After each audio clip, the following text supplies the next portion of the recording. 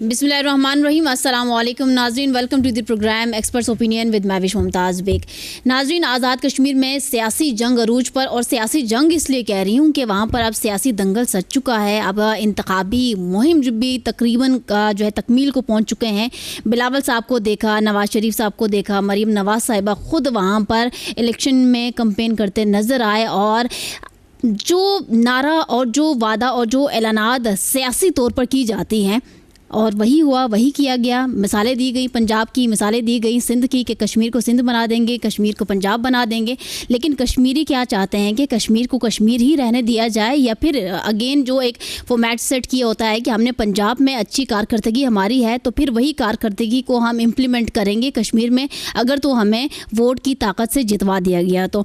नाजरीन, इस वक्त बताते चलें आपको कि मीरपुर डिवीज़न में पोलिंग जो है वो 27 जुलाई 2026 को होगी, और साथ ही मुजफ्फराबाद डिवीज़न में 2 अगस्त को, और पुंछ डिवीज़न में 10 अगस्त को पोलिंग डे होगा। ये मरहलावार सेट किए गए हैं स्केजुअल, लेकिन इसकी ज़रूरत क्यों आई है और इसका इम्पैक्ट क्या होगा, ये बहुत बड़ा सवाल होगा। और बुनियादी सवाल भी प्रोग्राम का यही है कि अब एक डिवीज़न के नताइज को देखा देखी बाकी 2 जो डिवीज़न्स हैं उनमें फील्ड जो है वो सेट कर ली जाएगी, और उसी के अकॉर्डिंगली नताइज जो है वो देखने को मिलेंगे, या फिर आवाम अपने मुताबिक, अपनी मर्ज़ी के मुताबिक जो है जिनको वोट देना है और अपने वोट का एक सही इस्तेमाल करेंगे।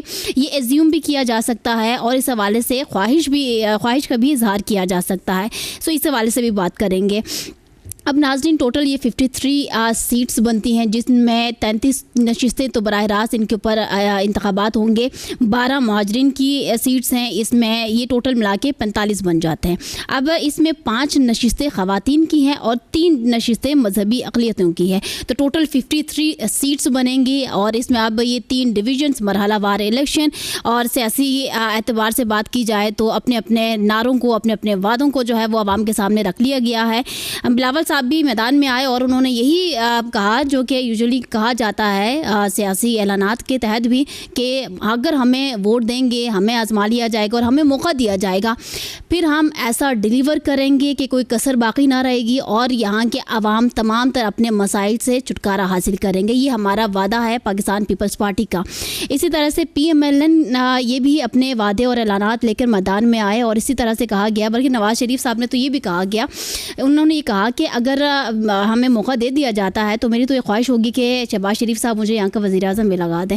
लेकिन साथ ही मरीम नवाज़ साहिबा ने बड़े ही टेक्निकल अंदाज में, कंपेनिंग में भरपूर अंदाज में, बड़े ही ग्राउंड रियलिटीज़ को टच करते हुए कंपेन किया।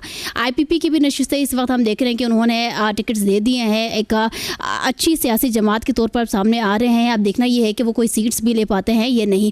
गिलगित बल्तिस्तान में उन्होंने कोई नशिस्त तो नहीं जीती है, लेकिन हुकूमत बनाने के हवाले से वो मैदान में नज़र आए, और 4 सीट्स उन्होंने ले ली, 5 नशिस्तें उनको हासिल हो गई। साथ ही अब PTI उनकी तरफ से बॉयकॉट किया गया है, लेकिन उनका बॉयकॉट करना उस तरह से असरअंदाज नहीं हो रहा है जिस तरह से यहाँ वफाक फेडरल में होता है। और जब हम बात करते हैं कश्मीर और गिलगित बल्तिस्तान, तो एक रुझान ये पाया जाता है कि इनकी नज़रें डायरेक्टली फेडरल के ऊपर होती हैं, कि जिसकी हुकूमत फेडरल में होगी वही इन दोनों खित्तों में, इन दोनों रीजन्स में अपनी हुकूमत बनाएंगे। अब सवाल ये है कि क्या पीपल्स पार्टी मुकम्मल तौर पर यहाँ पर सीट्स जीतने में, हुकूमत बनाने में कामयाब होगी?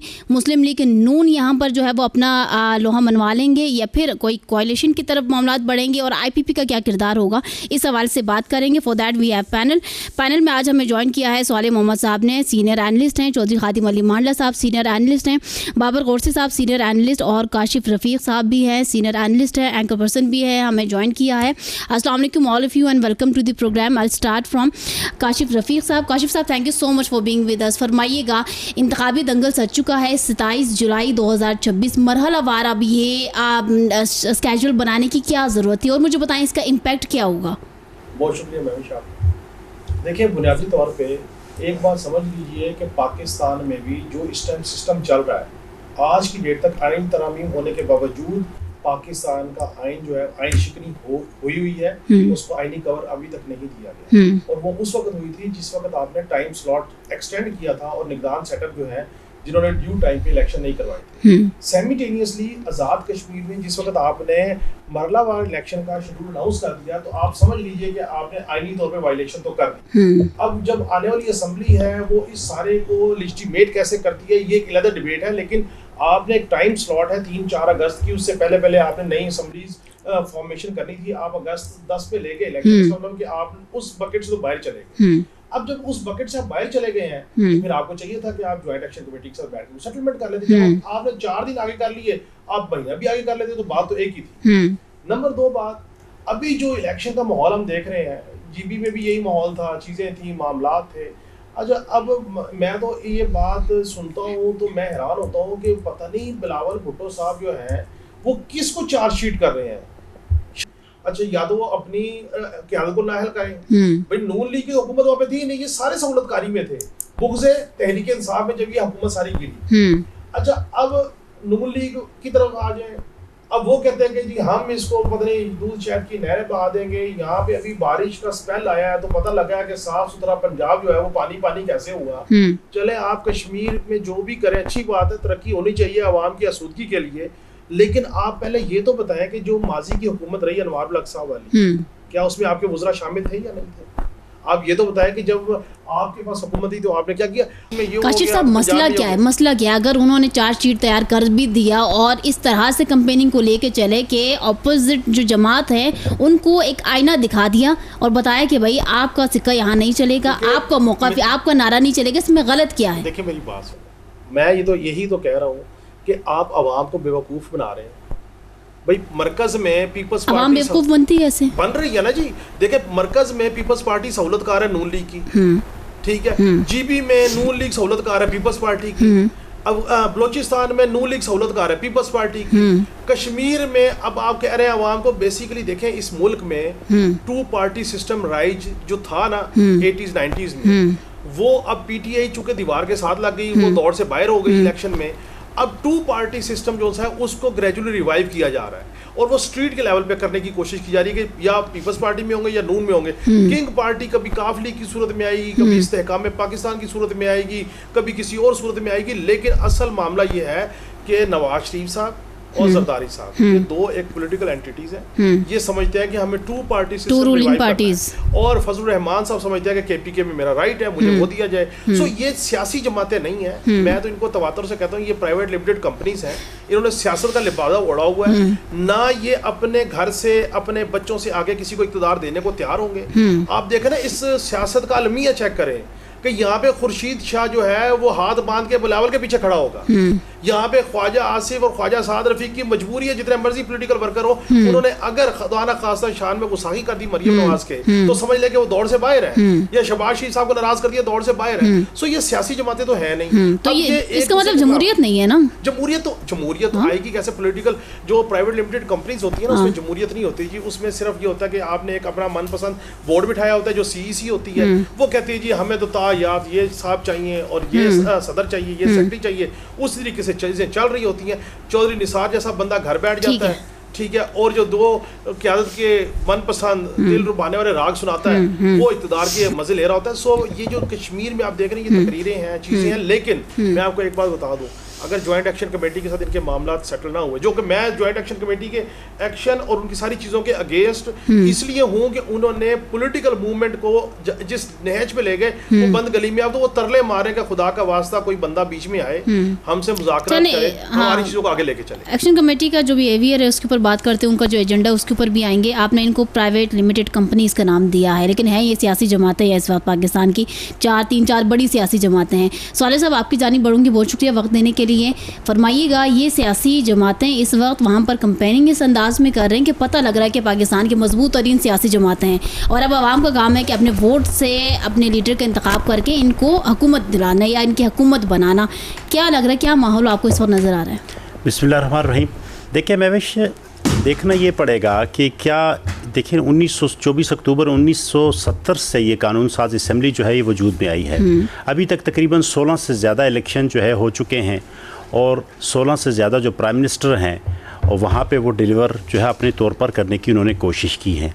अब ये वही चेहरे हैं और उनके वही जो है आगे औलादें हैं जो कि इसी सिस्टम में मौजूद हैं और वो हर दफ़ा हमें हर पार्टी में वो नज़र आते हैं और उनको ये शायद पहले से ही इल्म हो चुका होता है कि कौन सी पार्टी का इस दफ़ा प्राइम मिनिस्टर बनना है, उस पार्टी में चले जाते हैं। वही लोग हैं, कोई नया चेहरा, कोई नए लोग नहीं आ रहे थे। देखिए, अवामी जो तहरीक है ये जब 2024 में शुरू हुई तो इस तरह लोगों को लगा कि शायद ये जो तहरीक है ये अवाम ने अपनी जो महंगाई है, गवर्नेंस है और जो सियासी हुकूक है उसके लिए शुरू की। इनिशियली जो है उसको दबाने के लिए बहुत कोशिश की गई, लेकिन उसको एक मुतालबात जो उनके मेन मुतालबात थे, बिजली वाला मामला और आटे की फैसिलिटी वाला मामला, वो हल किया गया। लेकिन उसके बाद किसी ने इन्वेस्टिगेट नहीं किया गया कि अचानक जो है ये इन्वेस्टमेंट कहाँ से आई, ये लोग, ये तहरीक कैसे उठी और दोबारा वो तहरीक शुरू हुई और अभी तक जो है वो तहरीक का वजूद है और वो उसमें मौजूद है।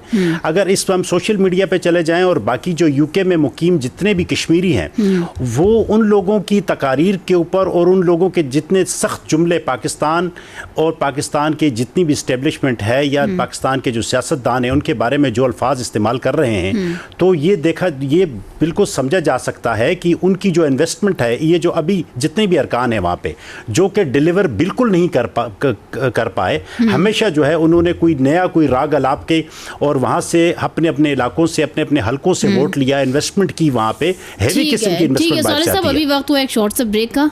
नाज़रीन, ब्रेक की जानिब बढ़ेंगे, स्टे विद अस।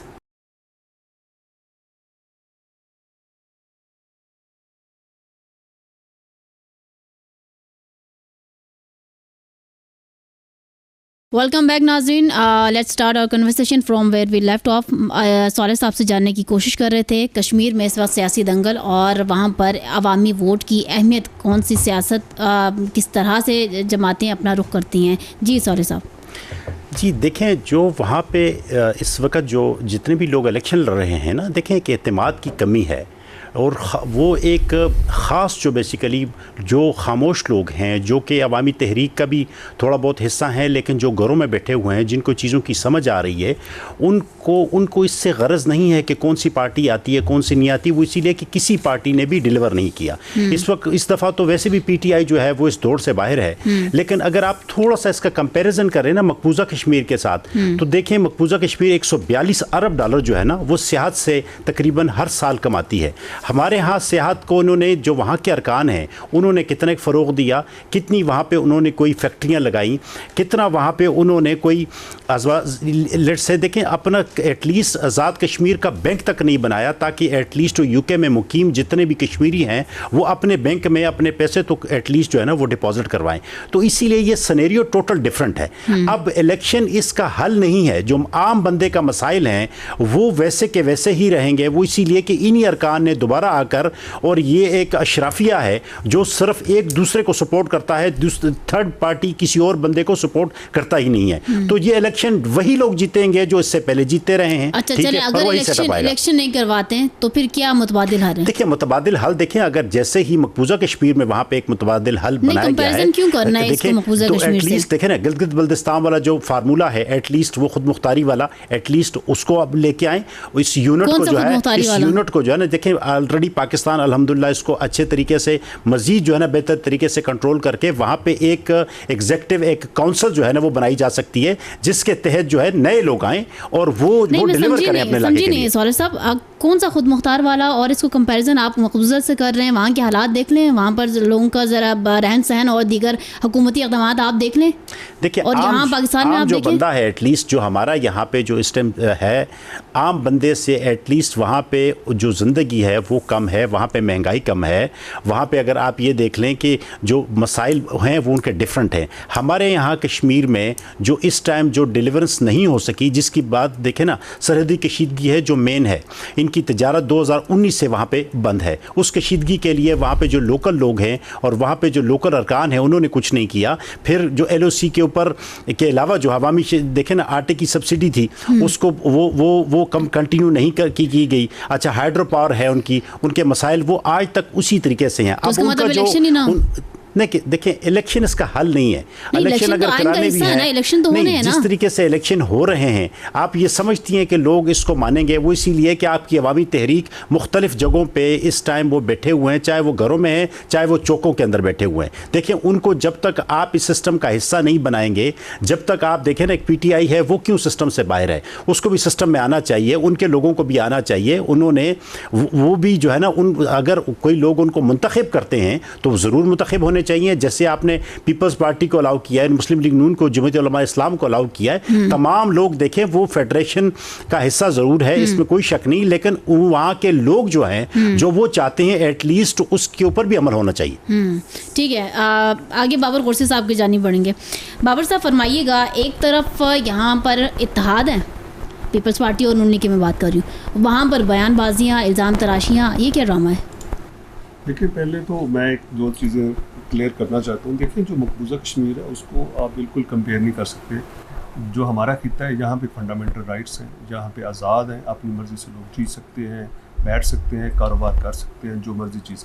मकबूजा कश्मीर एक ऑक्यूपाइड, कब्ज़ा शुदा है, वहाँ पे इंसानी हकूक़ की खिलाफवर्जी है, वहाँ पे ह्यूमन राइट्स कोई नहीं है, वहाँ पे इंसानों की कोई ज़िंदगी नहीं है, वहाँ हैवानों की तरह वो जीते हैं। तो इसलिए एक तो हम उसको कंपैरिजन बिल्कुल भी नहीं कर सकते, क्योंकि ये जो तमाम दुनिया को पता है कि वो जो है ऑक्यूपाइड जम्मू एंड कश्मीर है, एक कब्ज़ा किया हुआ इलाका है, और उसको वहाँ पे बहुत सी चीज़ें वो इन्वेस्टमेंट करने की कोशिश कर रही है। लेकिन जो यूनाइटेड नेशन की जनरल असम्बली की रेजोल्यूशन है उसके मुताबिक इस पर सवाब राय होना है और उसके मुताबिक उन्होंने फैसला करना, तो इसलिए उसको इसके साथ कंपेयर नहीं किया जा सकता। रही बात कि जी इलेक्शंस हो रहे हैं, ज़ाहिर इलेक्शंस जो भी हैं, असम्बली आती है उसके बाद जो पूरी होती है उसके बाद इलेक्शंस होते हैं, और अगर इलेक्शंस आगे पीछे हो जाते हैं, अगर 25 डेज़ आगे या पीछे हो जाते हैं, ये कॉन्स्टिट्यूशन में लिखा हुआ है कि 25 दिन पहले भी हो सकते हैं, 3 महीने पहले भी हो सकते हैं, और अगर वो डेट जो है जो अनाउंस की होती है उसके बाद 25 दिन के बाद भी होते हैं, तो उसमें कोई लकूना नहीं रहता। ये उनके कॉन्स्टिट्यूशन में है, AJK असम्बली के कॉन्स्टिट्यूशन में। दूसरी बात यह है कि यहाँ पे पीपल्स पार्टी और जो नून लीग या दूसरी सियासी जमातें जो इलेक्शन लड़ रही हैं, अपने मंशूर के मुताबिक लड़ना। देखिए हर पॉलिटिकल पार्टी का अपना मंशूर है और उसने अपने मंशूर के मुताबिक जाकर वोट मांगने हैं, और उसने ये नहीं कहना कि जी ये हमारे साथ कोलिशन में है या नहीं। PDM में तमाम जमातें जीती थी, वो एक दूसरे के साथ थी।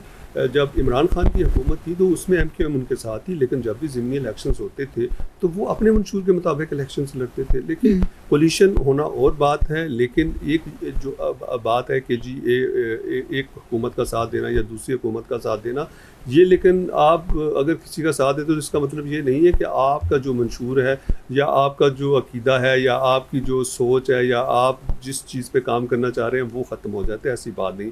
देखिए जो आज़ाद कश्मीर है उसके डायनामिक्स मुख्तलिफ हैं, उसको आप ना ही GB से कंपेयर कर सकते हैं, ना उसको आप इंडिपेंडेंट बना सकते हैं। देखिए अगर हम उसको एक सूबा बना देते हैं तो जो हमारा स्टांस है 1947 का कि जी कश्मीर जो है इंडिपेंडेंट होना चाहिए, वहाँ पे प्लेबिसाइड होना चाहिए, वहाँ के लोगों को हक़ खुद अरादियत मिलना चाहिए, वो तो ख़त्म हो जाता है। वो तो इंडिया चाहता है कि किसी तरीके से ये अपना सूबा डिक्लेयर कर लें, वहाँ हम हो जाएं, यहाँ ये हो जाए, वो तो इसके लिए मानने के लिए तैयार है। लेकिन बात यहाँ तक नहीं है। बात यह है कि अब जो वहाँ पे हुकूमत बनाना है या क्या करना है, ये तो इलेक्शंस के बाद आप देखिए बात हुकूमत बनेगी, देखिए जिसकी भी बनेगी। अभी तो देखिए बात ये है कि अभी तो इलेक्शंस हो रहे हैं। देखिए 27 तारीख को 3 मरहलों में किए हैं। 27 को जो है वो मीरपुर डिवीज़न में, मीरपुर डिवीज़न में बिलावल साहब भी जलसा करके आए हैं, मीरपुर डिवीज़न में नून लीग भी कर रही है।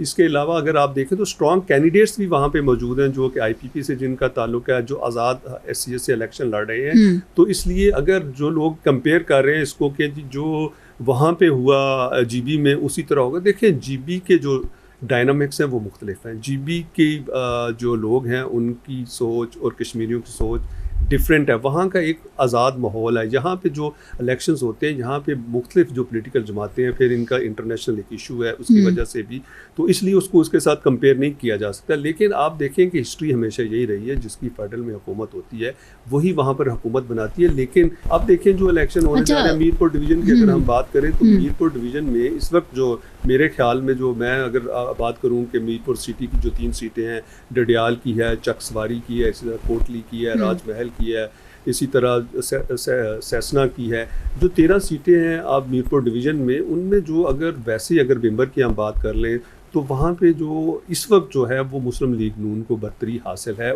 बात रही यहाँ रावलाकोट डिवीज़न की, जहाँ पे हम कहते हैं कि जी वो एहतजाज, देखिए एहतजाज नहीं, उससे पहले बाबर साहब ये मरहलावार को कंप्लीट इस तरह से करते जाएं कि पहला जो शिफ्ट होगा 27 को जो इलेक्शन होंगे उसके जो नताइज है वो दूसरे 2 मरहलों पर असरअंदाज तो होंगे ना। मेरे ख्याल है कि जो मरहलावार इलेक्शंस होते हैं, पहले भी AJK में जो है वो जो बल्दियाती इंतखाबात हैं वो मरहलावार हो चुके हैं, तो इसलिए असरअंदाज होने की बात नहीं होती। ये हम कहते थे कि जिस तरह पहले ये होता था कि पहले MNA का इलेक्शन होता था, 3 दिन बाद जो है MPA का इलेक्शन होता था, उसमें ज़रूर असरअंदाज क्योंकि इंडिविजुअल्स होते थे।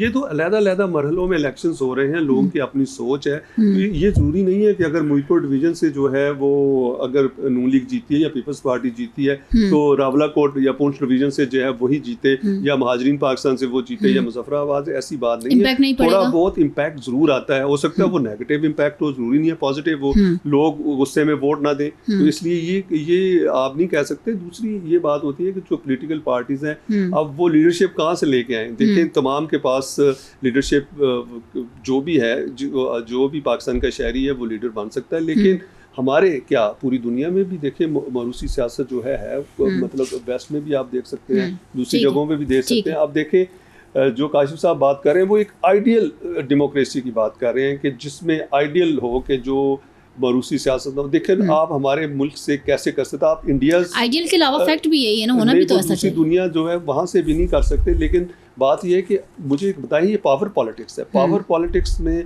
अपने घर के अलावा किसी को क्यों दी जाती, नहीं दी जाती। अच्छा लीडरशिप जो है बियर कौन करती है, जेलों में उनके माँ बाप जाते हैं, अच्छा मुकदमात उनके ऊपर बनते हैं, नैब के मुकदमात उनके ऊपर बनते हैं, कोर्ट्स के मुकदमात उनके ऊपर बनते हैं, सिविल उनके ऊपर, क्रिमिनल उनके ऊपर, तो तमाम मुकदमात भी वो भुगते हैं, बियर भी वो करें, हेल्थ वाइज भी वो करें, सोशली भी वो करें, तो वो थर्ड पर्सन क्यों देंगे। तो इसलिए ये है कि थर्ड पर्सन को खुद ही जो है ना अपना आगे आना पड़ेगा। इस सवाल का जवाब हम लेंगे। बाबर साहब, मांडला साहब को भी प्रोग्राम में खुशामदीद कहेंगे। मांडला साहब फरमाइएगा, क्या देख रहे हैं इस वक्त हालात वाक़यात किस सिमत में जा रहे हैं, इलेक्शन कौन जीतेगा? बिस्मिल्लाहिर्रहमानिर्रहीम, बहुत शुक्रिया महविश। देखें इलेक्शन की जो तारीख़ है पाकिस्तान की, तो कश्मीर भी पाकिस्तान के साथ है, तो हालात बिल्कुल सेम है कि जब सारी जमातें खुद ही कहती हैं कि पाकिस्तान में कोई इलेक्शन फेयर होता ही नहीं है, तो फिर इलेक्शन कैसे होंगे। कि जो सबसे बड़ी पार्टी थी पिछले इलेक्शन में PTI, जिसने 6,13,590 वोट लिए, वो इलेक्शन से बाहर है। फिर अवामी एक्शन कमेटी एहतजाज में बैठी हुई है, वो भी कश्मीर की बहुत बड़ी अवाम और पब्लिक जो है ना उनको बैक करती है। तो जब बड़ी जो है ना स्टेक होल्डर्स इलेक्शन से बाहर निकल जाएं, तो उस इलेक्शन की क्या हैसियत रह जाएगी पीछे। अहमियत तो है नहीं, अहमियत तो वैसे ही है जैसे यहाँ फार्म 45 और 47 और जैसे बना के अभी को हारने वाले ने कहा कि 45-47 है। मैं वही अर्ज कर रहा हूँ कि जब अहमियत तब रहती है कि जब पूरी आवाम जो है ना तमाम पार्टीज को बराबर के मौके दिए जाए और वो अपनी कैंपेन चलाएं, अपना मंशूर दें, और मंशूर के बाद इलेक्शन दें, और इलेक्शन में जाने के बाद जो भी रिजल्ट आया अवाम उसको एक्सेप्ट करती है, और जो हुक्मरान है वो आज़ादाना और ताकत के साथ फिर अवामी फलाह और बहबूद के लिए फैसले करते हैं। जब पीछे अवामी सपोर्ट नहीं होती तो फिर ये निज़ामी हुक्मरान आते हैं, तो फिर निज़ाम को राज़ी रखते हैं, ना कि अवाम को राज़ी रखते हैं। तो मेरा ख्याल है कि ये तो क्लैरिटी आ चुकी है। फिर पिछले ये देखें कि ये जो पार्टियाँ अभी बातें कर रही हैं जाके इलेक्शनों में नारे और पता नहीं कौन कौन सा जो है ना अवाम को जो है वो बरगलावा दे के कि हम आएंगे तो ये करेंगे।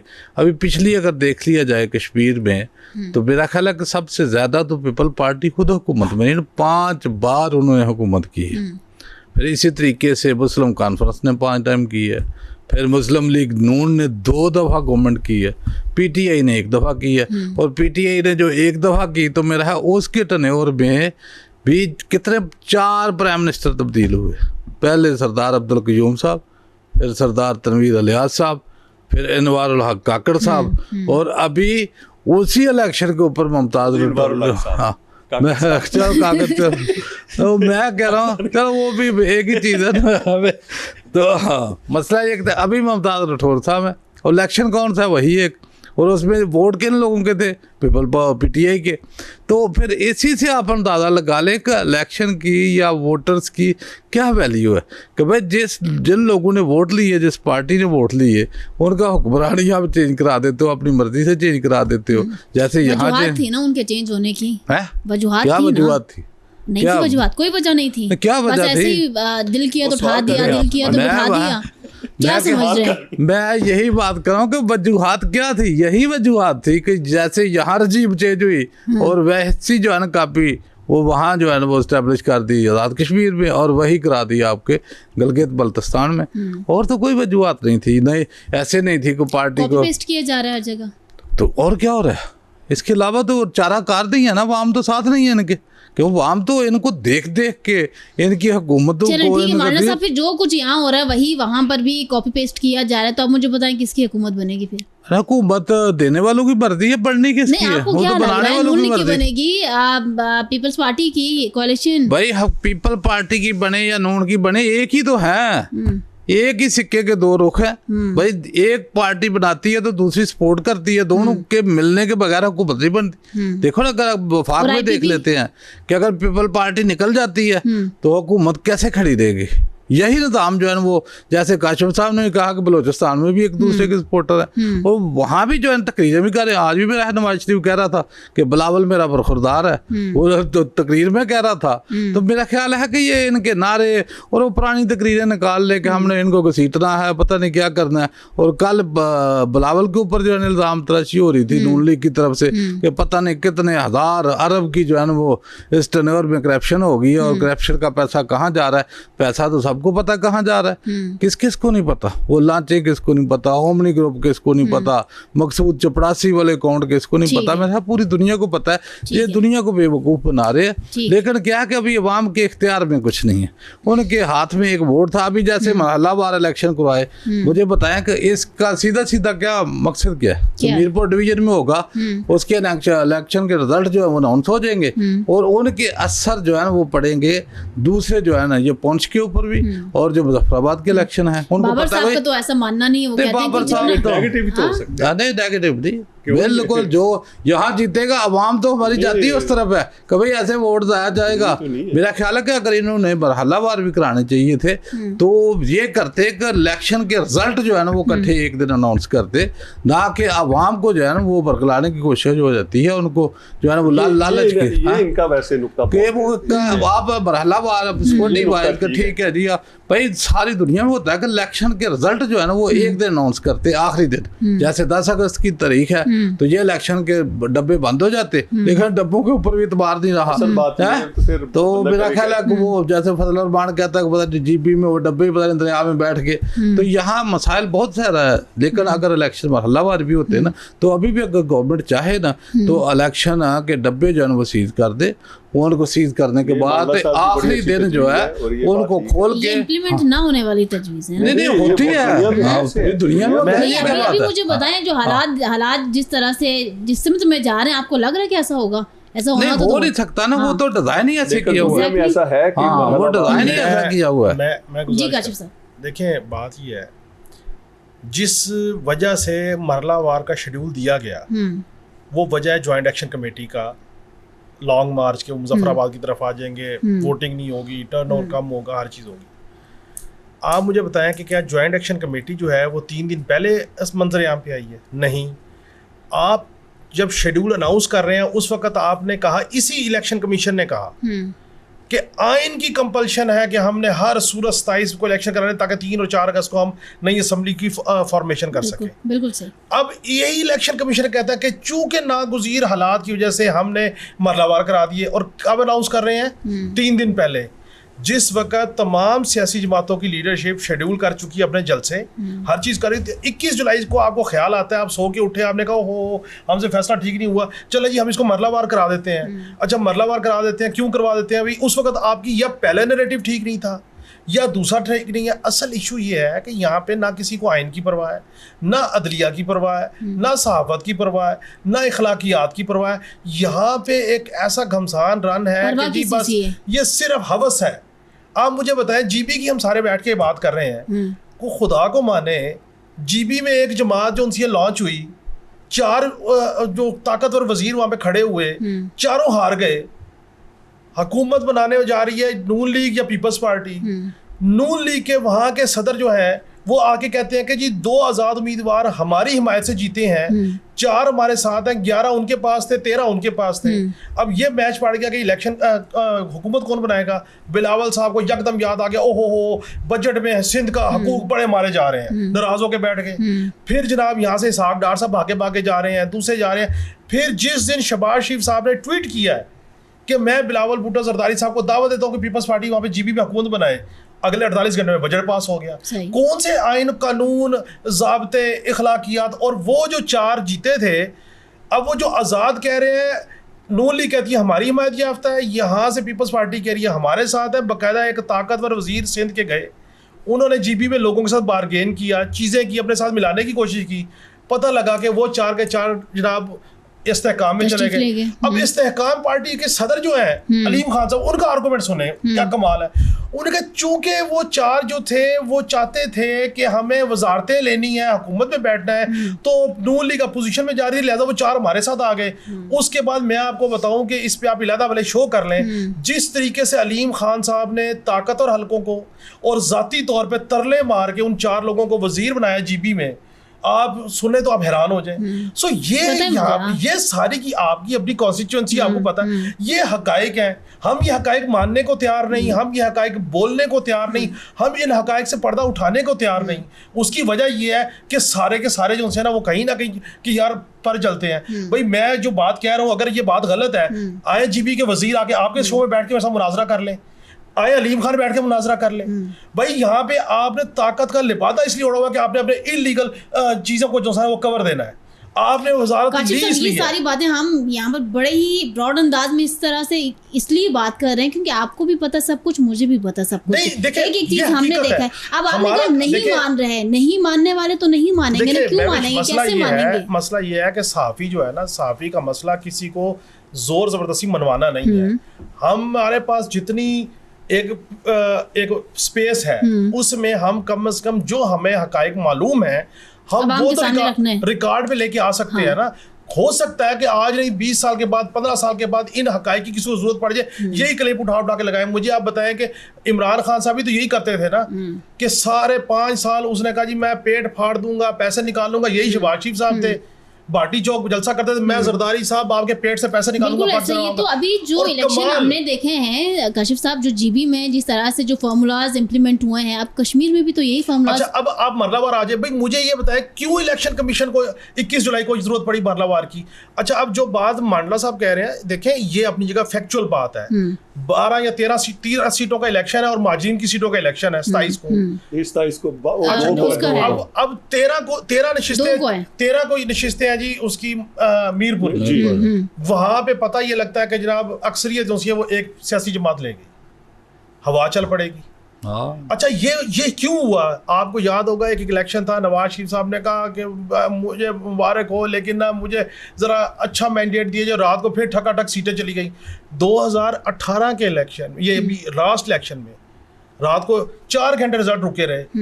तारक फजल चौधरी साहब आगे जा रहे हैं, दूसरा पीछे जा रहा है, अंजुम वकील वाज़े अक्सरियत से हैं, राजा खुरम साहब का फैसला नहीं हो रहा। भाई ये सारे इलेक्शन हमने कवर किए हैं, हमें भी पता है। एक काम कर दें जो वो दिल करता करें। इस कौम के साथ अगर कोई एक भला करना है ना, हमारे रियासती इदारों ने करना है, फील्ड मार्शल साहब ने करना है, क्योंकि सियासतदानों ने तो नहीं करना। वो एक काम कर दे कि खुदा का वास्ता है कि जो करप्ट हैं, करप्शन कर रहे हैं, उनको सजा और जजा का कोई मैकेनिज्म बना दे ताकि लोगों के अंदर खौफ तो पैदा हो कि हम लुटो और फुटो की पॉलिसी पे चल रहे हैं, कल हमें पकड़ा भी जा सकता है। ठीक है, ना पकड़ने वाले कोई इख्तियार है, इसलिए हर बंदा कहता है आओ दिहाड़ी लाओ, लुटो तो फुटो, कहानी खत्म। बिल्कुल ठीक है। साले साहब कुछ ऐड करना चाहेंगे इसमें? जी देखिए, हम बात यहाँ बैठ के इलेक्शन जो कश्मीर का है उसको तो ज़रूर डिस्कस कर रहे हैं, लेकिन हम देखें जो मसाइल है वहाँ पे ना, देखें वो मसाइल किसी वजह से हैं ना।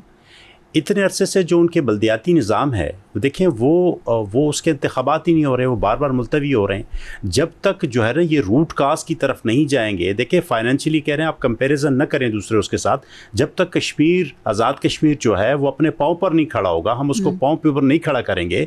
310 अरब रुपए जो है हर साल जो है विफाक वो अपने बजट में से उनको देता है, और ये बजट हमारे पास जो बनता है वो आप लोगों को खुद पता है कि 15,700 अरब जो है उसको हमने इकट्ठा करना है। उसका बजट है जिसमें 8,700 तो हम IMF के डिफरेंट किस्म के जो लोन्स हैं उसके अगेंस्ट हम जो है ना उनको देते हैं। तो वो जब तक देखें ना उसको खड़ा ये नहीं अरकान ने करना था ना, अगर वो एक सिस्टम जो है ना वो डिसेबल है उसमें चीज़, यही लोग दोबारा वापस आएंगे, यही लोग 310 अरब डॉलर जो है की डिमांड हर साल करते हैं और वो उनके पास जाता है, फिर उसका कोई प्रॉपर शफाफ ऑडिट नहीं है ना। देखिए जिस तरह काशिफ साहब ने बड़ी अच्छी बात कही कि आप उनको सूली पे लटका दें जिन लोगों ने करप्शन की है, लेकिन कौन करेगा? वो इसीलिए कि वहां पे तो वो सारे आपस में मिले हुए हैं, या तो थर्ड पार्टी कौन आएगी जो उनका ऑडिट करेगी ना इंटरनली। देखिए बात ये कि वहां जो रोडों के हालात, जो उनके रोडों के हालात हैं, जो वहां पे देखिए ना बात ये कि जो वहां पे आम एक काश्तकार है उसकी हालात हैं। 7 लाख तो वहां पे जो बच्चा है वो नौजवान बच्चा वो बेरोजगार बैठा हुआ है, ठीक है, उसको भी किसी जगह आपने डिप्यूट करना है, किसी जगह पे लेके जाना है। तो ये सियासी और जो आईनी हकूक है ना, देखिए वो एक्ट 74 की तरमीम की बात कर रहे हैं। अगर एक्शन कमेटी का मुतालबा ये है कि 1974 के अबूरी आइन में तरमीम करके AJK को मुकम्मल खुद मुख्तार किया जाए। देखें बात यह है कि इस वक्त मैं कहता हूं कि 4 बंदे एक्शन कमेटी वाले बैठे हुए हैं, लेकिन उनमें से एक बंदा अपने साथ बिठा के डायलॉग तो करे ना। वो बल्दियाती निज़ाम वाला बंदा जो है वो उनको कन्विंस करना वो उसके लिए आम बंदे को आसान है। ये जो बेसिकली हाई स्किल्ड लोग हैं, ये जो है बड़े इजीली जो है ना ये टेबल टॉक के ऊपर आ जाते हैं और चीज़ों को कन्विंस कर सकते हैं। वो सारे नौजवान बैठे हुए हैं, तो उसके लिए कुछ भी नहीं हो रहा ना। ये दोबारा यही सिस्टम आ जाएगा, ये 2.5 साल की एक हुकूमत होगी, फिर 2.5 साल की दूसरों की हुकूमत होगी, ऐसे ही होगा, ठीक है। ये आपस में तकसीम करेंगे, ये प्री प्लान तरीकेकार है, उसी के मुताबिक चीजें चल रही हैं। अगर वहां पे एक दूसरे को ये तीर मार रहे हैं और ये कह रहे हैं जी कि आपने ये किया, आपने ये किया, तो विफाक पे फिर आप इकट्ठे क्यों हैं? फिर आप विफाक में अलग हो जाए ना। इसका मतलब विफाक में यहाँ पे जो है आप इकट्ठे हैं कि यहाँ सब कुछ होकर चल रहा है, यहाँ बड़े हम खुश हैं। देखिए इस टाइम अगर आप देखे ना, बलूचिस्तान हमारा जो है वो हीटेड है, आपको खुद पता है कि किस हालात से हम गुजर रहे हैं। गिलगित बल्तिस्तान हीटेड है, KPK जो है वो अफगानिस्तान की वजह से इंतहाई हीटेड है। तो कश्मीर जो है ना एक नया महाज खोलने के लिए, आज़ाद कश्मीर जो है ना वो हम अगर खोलने जा रहे हैं तो उसको बंद किया जा सकता है, लेकिन डायलॉग एक ग्रैंड जिरगा किया जा सकता है, बड़ा डायलॉग किया जा सकता है। फिर फाइनेंशियली उन जगहों को स्टेबल किया जा सकता है। जो UK में मुकीम बेसिकली जो लोग हैं उनकी इन्वेस्टमेंटें मंगाई जा सकती हैं, उनका अपना बैंक बनाया जा सकता है। ये सारे काम कौन कर सकता है?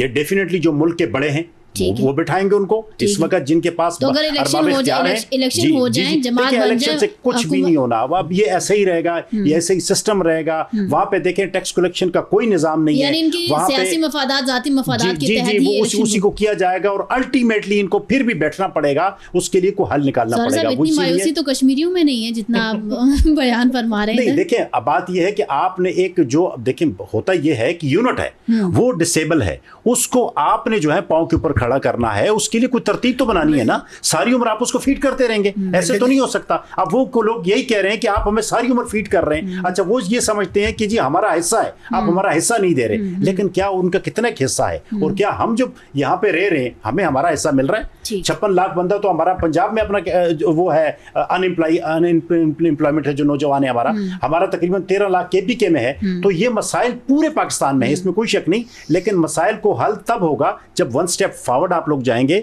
और बैठेंगे। फिर कंपैरिजन बनता है कि फाइनेंशियली फ्लाई यूनिट जो है इतना काम कर रहा है, फ्लाई यूनिट इतना काम कर रहा है। बिल्कुल सही है। जी फरमाइएगा बाबर साहब, इलेक्शन हो जाएंगे, अच्छे से हो जाएंगे, जो प्लान इस वक्त किया गया है उसी के अकॉर्डिंगली? देखिए इलेक्शंस तो हो जाने, इलेक्शन में तो कोई ऐसी बात नहीं है, सबके सामने पोलिंग जो है 27 को हो जाएगी मंडे वाले। अवामी एक्शन कमेटी ने सर उठाया। देखिए अवामी एक्शन कमेटी की जो बात की जा रही है, बिल्कुल काशिफ साहब ने सही बात की कि आप तो वो चाहते हैं हमारे साथ मुज़ाकरात करें, लेकिन आप देखिए आप पहले हालात को ख़राब करते हैं, आप लोगों को उकसाते हैं, आप स्टेट के खिलाफ बयानियाँ बनाते हैं, आप गैर मुल्की एजेंसियों के वो आगे प्रॉक्सीज बन जाते हैं, और उसके बाद जब आप इन तमाम चीज़ों पे नाकाम हो जाते हैं तो उसके बाद आपको स्टेट को कहते हैं जी हमारे साथ मुज़ाकरात कर लें, और मुज़ाकरात भी हमारी मर्ज़ी से कर लें। देखिए स्टेट के सामने कौन सी ऐसी स्टेट है जो अगर हम अपने से 4 गुना ज़्यादा बड़े मुल्क इंडिया को हरा सकते हैं, तो ये तो हमारे लिए कुछ नहीं है। लेकिन हम इसलिए चुप हैं, या स्टेट इसलिए चुप है कि वो चाहती है कि ये हमारे शहरी हैं, यहाँ इनका फंडामेंटल राइट है एहतजाज करना, लेकिन एहतजाज जब आप स्टेट के खिलाफ करें तो फिर जो है सवालिया निशानात बनते हैं। तो इसलिए अब जो वहाँ पे लोग हैं, जो उनकी लीडरशिप है, जो उनके साथ इकट्ठे हुए हैं, उनको ये सोचना चाहिए कि अब हमने क्या करना, हमारा क्या लाया मिला। देखिए चंद दिनों की बात है, इलेक्शंस हो जाने हैं, हुकूमत में by hook and by crook भी कर लेना इनके साथ, ऐसा कोई इशू नहीं है, वो तमाम चीज़ें हालात को ठीक कर लेंगे, बिल्कुल ऐसी बात नहीं। और बाकी रही कश्मीर की बात, देखिए कश्मीर में तमाम जो कश्मीरी है, कश्मीर चूँकि एक ऐसा इलाका है जहाँ पे जो इन्वेस्टमेंट है वो सिर्फ जो है वहाँ के जो प्रॉपर्टीज़ खरीद सकते हैं वो सिर्फ कश्मीरी खरीद सकते हैं। वहाँ पे पाकिस्तान ने जो है, जिस तरह हम बात करते हैं, बहुत सी इन्वेस्टमेंट है। और दूसरी बात ये होती है कि हम वहाँ पे किसी गैर मुल्की इन्वेस्टर को आने नहीं देना चाहते। उसकी बुनियादी वजह ये है कि वहाँ के जो चूँकि एक कंट्रोवर्शियल जो एक आप कह सकते हैं कि चीज़ें हो जाएंगी, क्योंकि बहुत सी एजेंसीज़ के लोग जो हैं, जिसमें इंडियन रॉ है वहाँ पे एंटर हो जाएगी, इसी तरह और दूसरी एजेंसीज़ हैं वो एंटर हो जाती हैं। फिर उनको हमारा बड़ा स्ट्रेटिजिकली जो कश्मीर है, हमारा स्ट्रेटिजिकली पोजीशन रखता है। देखिए हमारे वहाँ पे जो डैम्स हैं वो वहाँ पर मौजूद हैं, हमारा जो इसी तरह नीलम झेलम प्रोजेक्ट है वो स्ट्रेटजिकली है, वो वहाँ पर मौजूद है। तो इसलिए उनको जो अगर बहुत से लोग आएंगे, इन्फॉर्मेशन जाएगी तो उसको नुकसान हो सकता है। तो इसलिए बहुत सी चीज़ें जो हुकूमत नहीं करती, जानबूझकर इसलिए नहीं की जाती कि बेशक उनको उसमें प्रॉफिट भी होता है, लेकिन बहुत सी चीज़ें होती हैं जो आपने बियर करनी होती है। जहाँ तक हम बात कर रहे हैं इलेक्शंस की, क्योंकि हम चाहते हैं, ये तो ऐसी चीज़ें हम डिस्कशन कर रहे हैं जिसमें हर जगह करते हैं, हम चाहते हैं कि जो इलेक्शंस होने जा रहे हैं उसमें कौन जीत रहा है, कौन सी पार्टी आगे है, कौन से उम्मीदवार आगे हैं, ताकि लोगों का इंटरेस्ट हो कि कौन कौन से हल्के हैं। अगर उसमें बात हो तो वो ज्यादा अच्छी बात है। यही दिया जाता है ना कि ये तो प्री प्लान्ड है, स्क्रिप्टेड है, तमाम तर मामला ऑलरेडी जो नहीं है यहाँ पर प्री प्लान्ड। मुझे बताएं कि कौन सा इलेक्शन जो है वो प्री प्लान्ड नहीं होता या नहीं होता। देखिए तमाम चीजें होती हैं। आज से पहले 2000 जब 99 में मुशर्रफ ने कू किया, उस वक्त आपने देखा है कि लोग एस्टैब्लिशमेंट के साथ होते थे। 2002 में जिनको काफ लीग ने टिकट्स दिए वो जीत गए। इसके बाद आपने देखा है So we should go with the flow। नहीं, गो विद द फ्लो जाना पड़ता है। अब अगर नहीं जाना चाहते फ्लो के बगैर तो आपको अच्छी बात है, स्ट्रगल करनी चाहिए, इसमें क्या बात है। लेकिन कश्मीर जो है कि इलेक्शन भी पुरअमन होंगे, रिजल्ट भी आएंगे, लेकिन बात यह है कि अब लोग उसको माने या ना माने, लेकिन जो होता है या जो तारीख है, तारीख यही बताती है कि जिसकी हुकूमत इस्लामाबाद में होती है उसी की हुकूमत जो है वो कश्मीर में होती है और उसी की जीबी में होती है। जीबी में उन्होंने बिल्कुल बड़ा दिल किया है, नून लीग ने, वो जीत भी सकते थे सारा कुछ, लेकिन चूंकि कोलिशन पार्टनर थे इसलिए नहीं वही जो बजट में हालात हूँ, इसलिए उम्मीद है कि नून लीग की हुकूमत बन जाएगी कश्मीर में। नहीं जो भी हालात हूँ, नहीं जो भी हालात हूँ, देखिए मजबूरी। ठीक है, ओके मानना साहब फरमाइएगा, क्या कहना चाहेंगे आखिर में? देखिए महविश, ये कश्मीर जो है ना, असल में तो ये बेस कैंप था आज़ादी मकबूजा कश्मीर के लिए, कि यहाँ से बैठ के तहरीकें चलती, उसको कैसे आज़ाद कराना है, जिसके मतलब हमारा जो है बड़ा पुरज़म जो नारा भी है कि कश्मीर बनेगा पाकिस्तान, कश्मीर जो है पाकिस्तान की शारग है। तो मेरा ख्याल ये बेस कैंप कम और रसूल इक़्तिदार का रेस कैंप जो है वो ज़्यादा बन गया है, कि यहाँ तो हर बंदा आता है कि मैंने हुकूमत लेनी है, और हुकूमत के बाद फिर जो हुक्मरानी करने में आते हैं तो फिर बाद में करप्शन ही निकलती है, वो और तो कुछ नहीं निकलता। जो खुद ही कहते हैं सियासतदान, उसने ये किया और इतनी मनी लॉन्ड्रिंग हो गई और इतना पनामा और इतना पता नहीं कौन कौन सा जजीरा बन गया, ये खुद ही सारे ऐलानात करते, किसी को ज़रूरत नहीं रहती।